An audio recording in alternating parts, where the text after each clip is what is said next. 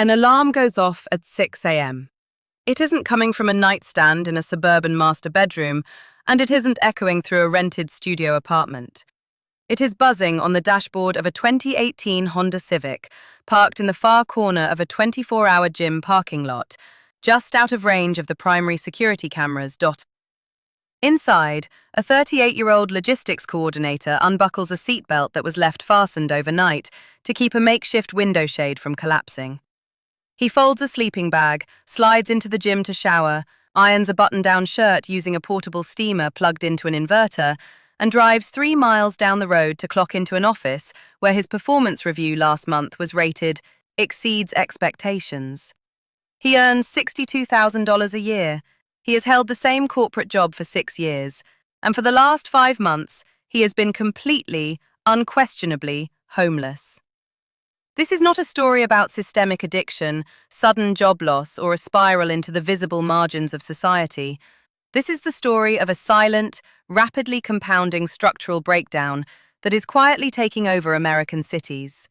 It is called the working homeless crisis, and it is executing one of the most drastic silent disruptions of the middle class in modern history. For decades, the social contract of the modern economy rested on a single, unspoken guarantee. If you possess a skill, secure a steady full-time job, and reliably perform your duties, the system will provide a floor beneath you.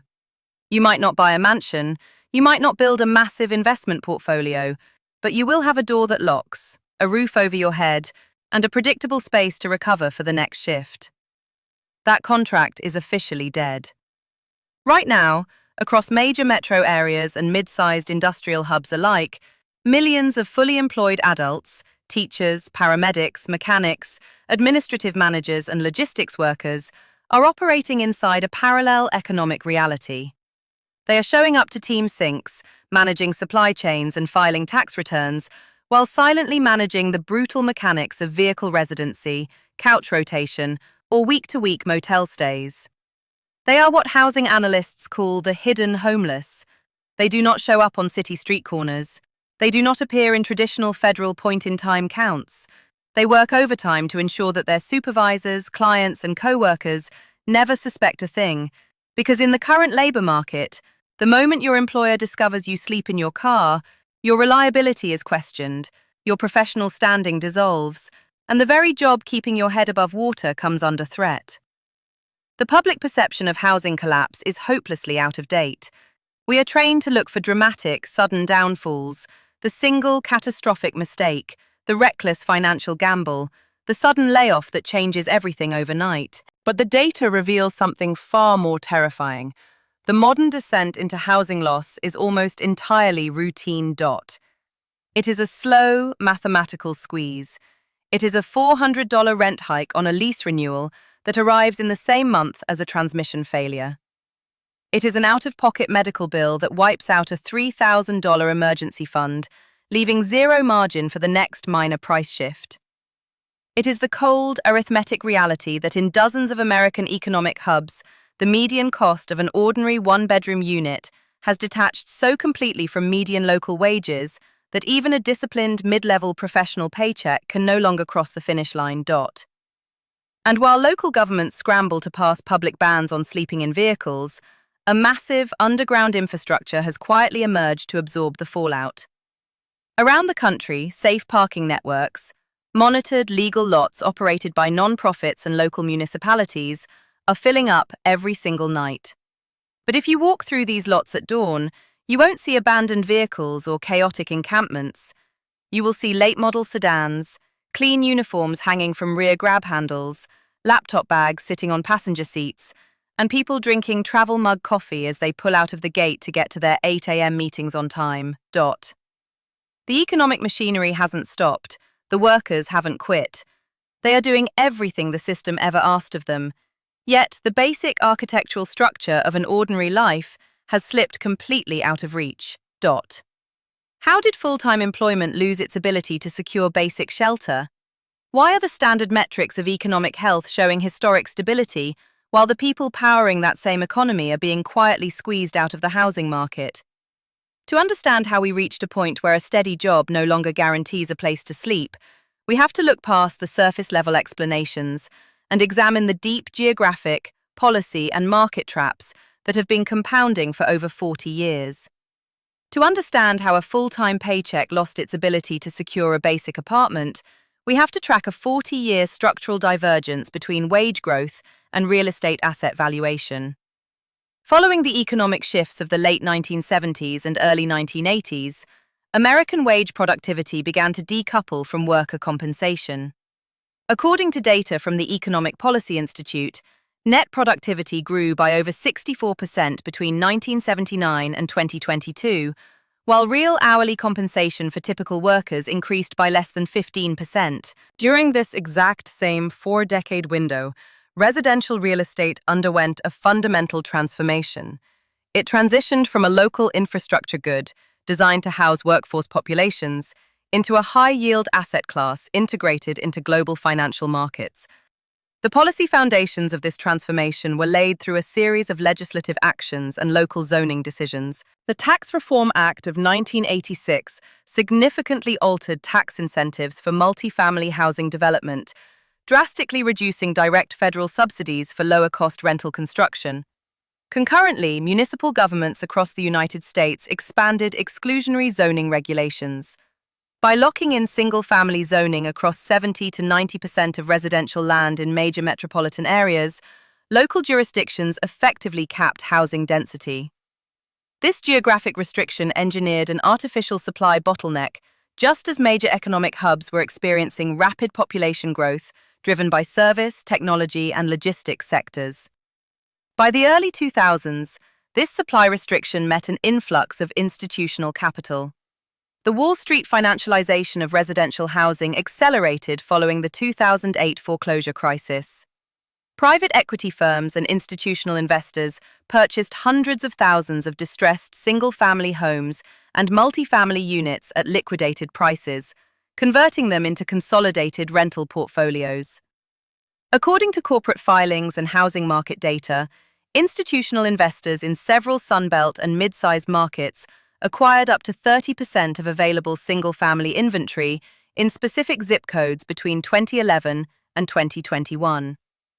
This consolidation altered rental market dynamics.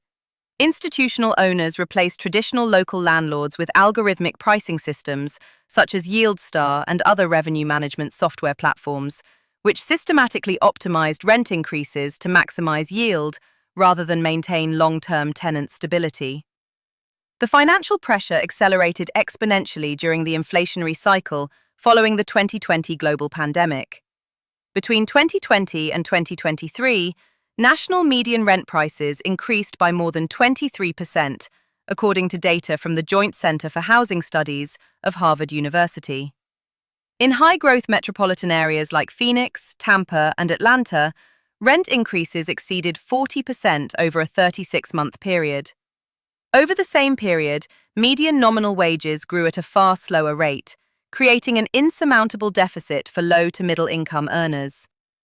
The financial mechanism pushing working adults into vehicle residency is governed by the housing cost burden metric. Federal housing guidelines define a household as cost-burdened if it spends more than 30% of gross income on rent and utilities, and severely cost-burdened if that figure exceeds 50%. Census Bureau survey data reveals that over 21 million American renter households, nearly half of all renters in the nation, are now cost-burdened, with over 12 million classified as severely cost-burdened. When 50 to 60% of a worker's monthly net pay is committed to rent, the financial system loses all elasticity. A single unexpected expense disrupts the entire household budget. Data from the Federal Reserve's Economic Well-Being of U.S. Households report consistently indicates that roughly 37% of American adults cannot cover an emergency $400 expense using cash or its equivalent.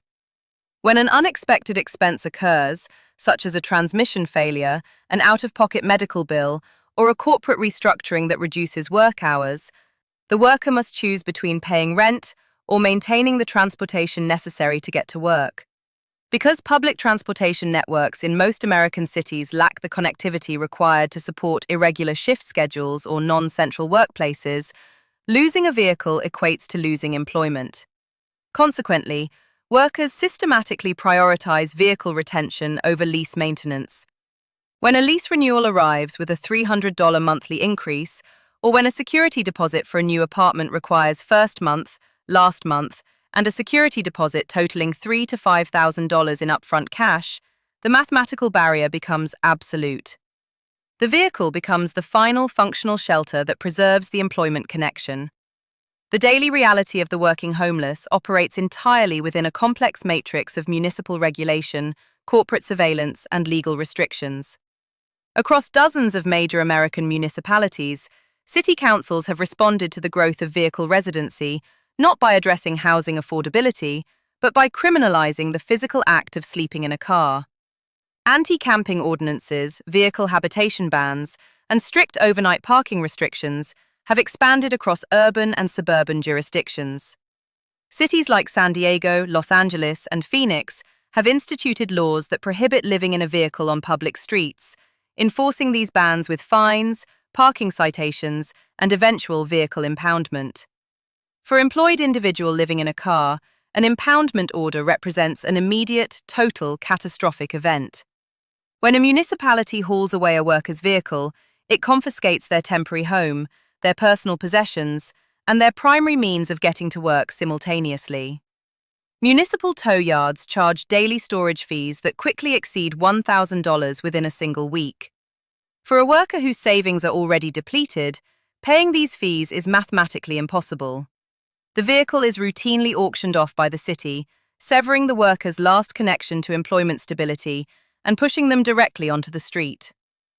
To avoid law enforcement detection, working vehicle residents are forced to adopt strict operational protocols. They park in designated industrial parks, big box store lots, or dark commercial corridors, moving their vehicles every few hours to evade private security guards and municipal license plate readers. They rely on 24-hour fitness chains for sanitation, using gym memberships to shower, brush their teeth, and iron work clothes before heading to their jobs. They utilize insulated window shades to block interior light, manage extreme winter and summer temperatures without idling their engines, and carefully conceal all personal items in trunk compartments to maintain a completely normal appearance when driving through company parking lots. This operational secrecy is driven by intense professional necessity. Corporate human resources departments and corporate management teams routinely view housing instability as a direct liability. A worker whose manager learns that they sleep in a vehicle faces immediate scrutiny regarding their hygiene, mental stability, and long-term reliability. Despite meeting all workplace key performance indicators, completing shifts on schedule, and maintaining exemplary job performance, employees exposed as living in their vehicles frequently face silent professional marginalization, reduced shift allocations, or outright termination under at-will employment doctrines. The corporate landscape also interacts directly with this crisis through algorithmic property management and tenant screening databases. Modern tenant screening services utilize centralized algorithms that cross-reference credit scores, eviction filings, civil court records, and debt-to-income ratios. An individual who fell behind on rent during a medical emergency or who broke a lease due to an unaffordable price hike receives an automated negative flag in national screening databases. Once flagged, that worker is automatically rejected by automated tenant application systems used by property management firms across the country, regardless of their current steady employment or salary. This creates an institutional dead end. A worker can earn $60,000 a year, yet remain perpetually blacklisted from leasing an ordinary apartment. Meanwhile, the economic clash between municipal authorities and non-profit organizations has reached a critical breaking point. Non-profit initiatives and religious organizations attempting to establish legal, monitored, safe parking programs, fenced parking lots offering overnight security, restroom access, and social services, face fierce opposition from local homeowner associations and commercial business groups. Opponents frequently invoke NIMBY, not in my backyard, legal challenges, zoning variances, and public nuisance lawsuits to shut down these programs. Despite evidence showing that legal, safe parking spaces reduce unsheltered homelessness and assist workers in transitioning back into permanent housing, local governments consistently bow to political pressure, limiting the growth of safe parking capacity to a tiny fraction of the actual demand.